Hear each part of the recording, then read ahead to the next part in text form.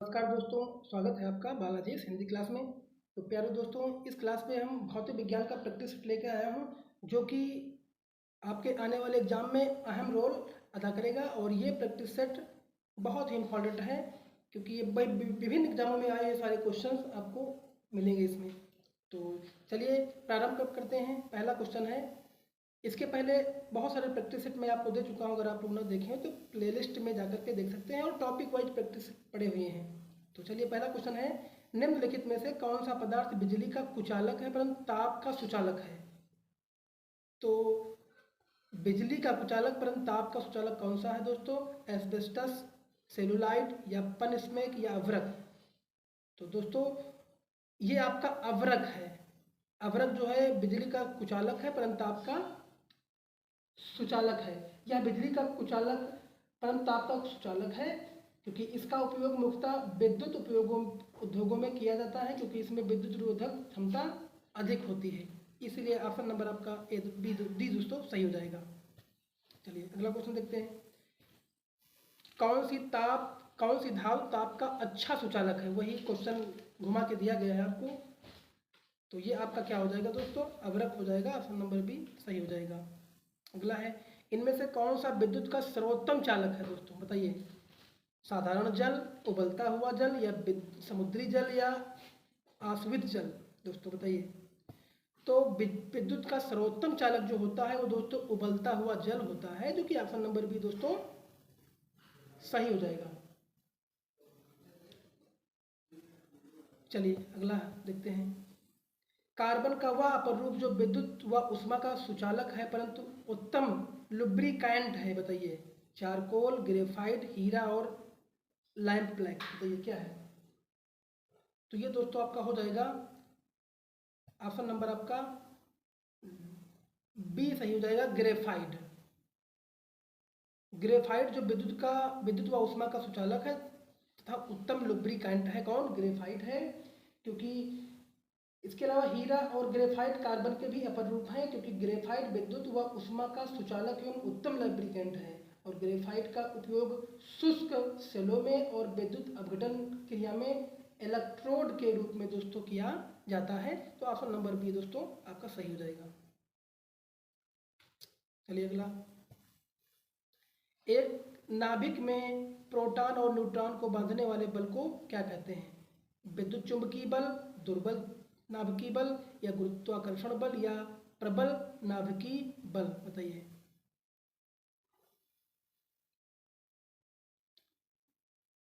तो ये option number दोस्तों आपका सही हो जाएगा।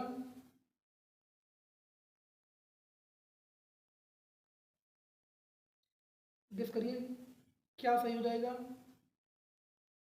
तो उत्तर आपका होता है प्रबल नाभिकीय बल, जो कि ऑप्शन नंबर डी दोस्तों सही हो जाएगा।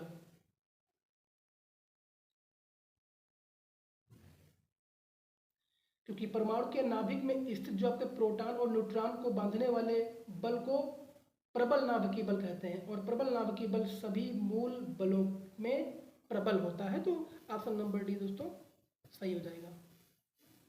अगला है, भारत की पहली नाभिकीय पनडुब्बी INS अरिहंत निम्न में से स्थित नौसेना जहाज निर्माण केंद्र पर बनाई गई थी? कहाँ? बताइए। कोची, हजीरा या विशाखापत्तनम या पीपावाल में? तो ये आपका हो जाएगा विशाखापत्तनम में। ऑप्शन नंबर सी दोस्तों सही हो जाएगा। जो कि INS अरिहंत भारत की पहली स्वदेशी निर्मित नाभिकीय पनडुब्बी है, और यह अत्याधुनिक तकनीकी स्रोत यानी एडवांस टेक्नोलॉजी वेस परियोजना के अंतर्गत इसे विशाखापत्तनम में स्थित नौसेना जहाज निर्माण केंद्र पर बनाया गया था। तो ऑप्शन नंबर सी दोस्तों सही हो जाएगा। परमाणु बम बनाने के लिए सामान्यतः निम्नलिखित में से किस तत्व का उपयोग किया जाता है? Helium, radium, uranium, actinium? तो ऑप्शन नंबर आपका सी सही हो जाएगा, यूरेनियम का प्रयोग करते हैं। ऑप्शन नंबर सी सही हो जाएगा। अगला, भारत का प्रथम न्यूक्लियर रिएक्टर क्या है? तो ये आपका हो जाएगा दोस्तों अप्सरा। प्रथम न्यूक्लियर रिएक्टर है दोस्तों। ठोस चालक में धारा प्रवाह होते हैं, इसमें से कोई नहीं, मुक्त इलेक्ट्रॉन, न्यूट्रॉन और प्रोटॉन। देखिए आपका पेट में आया हुआ क्वेश्चन है। तो ये दोस्तों आपका हो जाएगा, एक ठोस चालक में आपके मुक्त इलेक्ट्रॉन होते हैं। ऑप्शन नंबर बी दोस्तों सही हो जाएगा। बिजली का प्रवाह सर्किट में कब होता है, ये भी आया हुआ क्वेश्चन है। तो बिजली का प्रवाह सर्किट में कब होता है? तो जो प्रवाह होता है वो स्विच बंद होने पर, स्विच बंद होने पर बिजली का प्रवाह सर्किट में होता है। इसके अलावा स्विच बंद या चालू होने पर या स्विच चालू होने पर, तो स्विच बंद होने पर बिजली का प्रवाह सर्किट में होता है।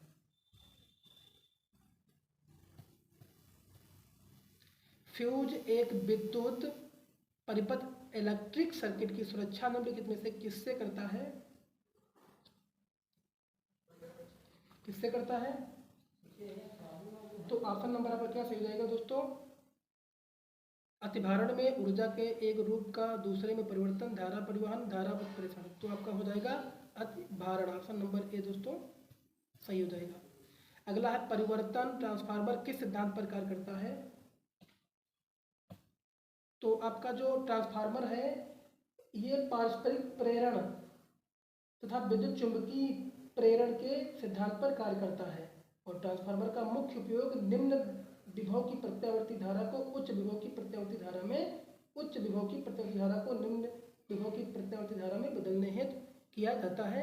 तो ये ऑप्शन इसमें दोस्तों नहीं दिया गया है।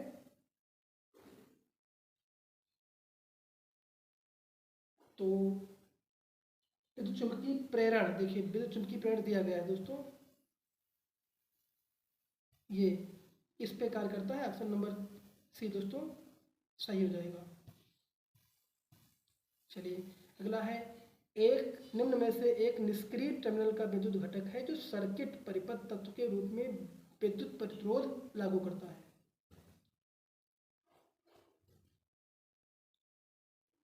तो ये क्या हो जाएगा दोस्तों? तो ये आपका एक प्रतिरोधक एक निष्क्रिय टर्मिनल का विद्युत घटक है। तो ऑप्शन नंबर आपका दोस्तों ए सही हो जाएगा। निम्न में एक साधारण उपकरण है जिसका उपयोग इलेक्ट्रॉनिक सर्किट को वियोजित करने या इसे पूरा करने के लिए किया जाता है। तो ऑप्शन नंबर दोस्तों क्या सही हो जाएगा? ये आपका स्विच हो जाएगा। आवेशित की गई एक वस्तु द्वारा किसी अन्य आवेशित की गई वस्तु अथवा आवेशित न की गई वस्तु पर लगाए गए बल को क्या कहते हैं? चुंबकीय बल, विद्युत स्थैतिक बल, गुरुत्वाकर्षण बल, यांत्रिक बल। तो क्या हो जाएगा दोस्तों?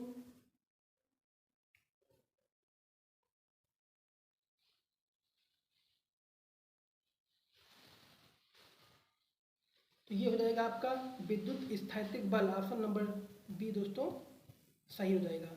एसी को डीसी प्रत्यावर्ती धारा को दिष्ट धारा में परिवर्तित करने के लिए निम्नलिखित में से किस उपकरण का दोस्तों प्रयोग करते हैं? तो ये क्या है दोस्तों? ये आपका क्या हो जाएगा? रेक्टिफायर। ऑप्शन नंबर डी दोस्तों सही हो जाएगा। प्रत्यावर्ती धारा एसी को एक दिश धारा डीसी में किसके प्रयोग के जरिए परिवर्तित किया जा सकता है? तो ये आपका क्या हो जाएगा दोस्तों? रेक्टिफायर द्वारा। वही ऑप्शन है दिष्टकारी या रेक्टिफायर द्वारा। ऑप्शन नंबर सी दोस्तों सही हो जाएगा। अभी आप ऊपर पढ़ चुके हैं। निम्नलिखित किसके प्रवाह के कारण एक इलेक्ट्रोलाइट इलेक्ट्रिक करंट पास करती है?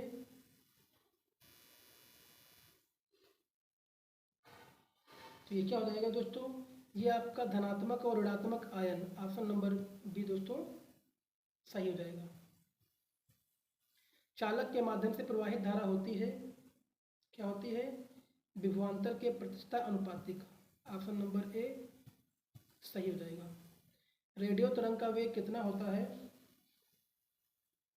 तो इसका दोस्तों वेग होता है 3 गुणे 10⁸ मीटर प्रति सेकेंड। ऑप्शन नंबर सी दोस्तों सही हो जाएगा। चलिए आगे बढ़ते हैं। निम्नलिखित प्रकार के किस विद्युत चुंबकीय विकिरण में सबसे लंबे तरंग दैर्ध्य होते हैं, तो सबसे लंबे तरंग दैर्ध्य किसमें होते हैं दोस्तों? तो ये रेडियो तरंगों में होते हैं। ऑप्शन नंबर सी दोस्तों सही हो जाएगा।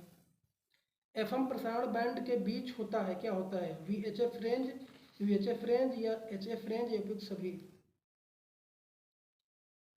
तो एफएम प्रसारण में दोस्तों होता है वेरी हाई फ्रीक्वेंसी, वीएचएफ।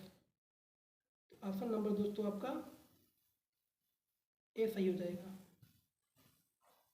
सामान्य प्रावस्था में कंपायन माध्यम के किन्हीं दो सबसे निकटतम कणों के बीच की दूरी कितनी होती है दोस्तों? तो ये होती है तरंग दैर्ध्य। ऑप्शन नंबर ए दोस्तों सही हो जाएगा। स्थित गति के से दौड़ रही एक रेलगाड़ी में बैठा यात्री लंबवत ऊपर की दिशा में गेंद फेंकता है, वह गेंद कहाँ गिरेगी? तो जो गेंद वो गिरेगी दोस्तों वह यात्री के हाथों में, यात्री के सामने, यात्री के पीछे, वह रेलगाड़ी की गति की दिशा पर नहीं। तो जो ऊपर लंबवत फेंकी आएगी वो यात्री के हाथों में गिरेगी। ऑप्शन नंबर ए दोस्तों सही हो जाएगा। एक गतिशील बस में अचानक ब्रेक लगाने से सवारी आगे की ओर झुक जाती है, किस नियम का पालन करता है? तो ये आपका दोस्तों न्यूटन का प्रथम नियम है, जो कि ऑप्शन नंबर ए दोस्तों सही हो जाएगा।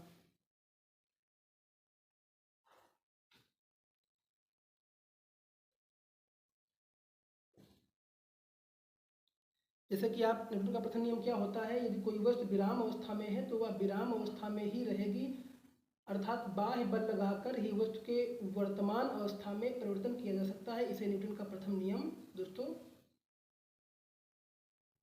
या गैलीलियो के नियम कहते हैं दोस्तों। तो ऑप्शन नंबर ए दोस्तों सही हो जाएगा। अगला, ढालू सड़क पर पत्थर लुढ़काना ऊपर की ओर उठाने से अधिक आसान होता है, क्योंकि पत्थर को लुढ़काने में किया गया कार्य इसे उठाने की अपेक्षा कम होता है, जो कि ऑप्शन नंबर सी दोस्तों सही हो जाएगा। जल चक्र में बादलों का गठन निम्न में से किस प्रक्रिया द्वारा होता है? तो ये आपका संघनन द्वारा होता है। ऑप्शन नंबर बी दोस्तों सही हो जाएगा। सबसे कम तापमान जिस पर कोई पदार्थ आग पकड़ता है उसे क्या कहा जाता है? तो प्रज्वलन ताप कहते हैं। ऑप्शन नंबर बी दोस्तों सही हो जाएगा। फ़ारेनहाइट स्केल में पानी का क्वथनांक कितना है? तो 100 डिग्री फ़ारेनहाइट है। ऑप्शन नंबर बी सही हो जाएगा। वह तापमान जिस पर सेंटीग्रेड एवं फ़ारेनहाइट पैमाना समान होता है वो क्या होता है दोस्तों? 212 कितना होता है दोस्तों?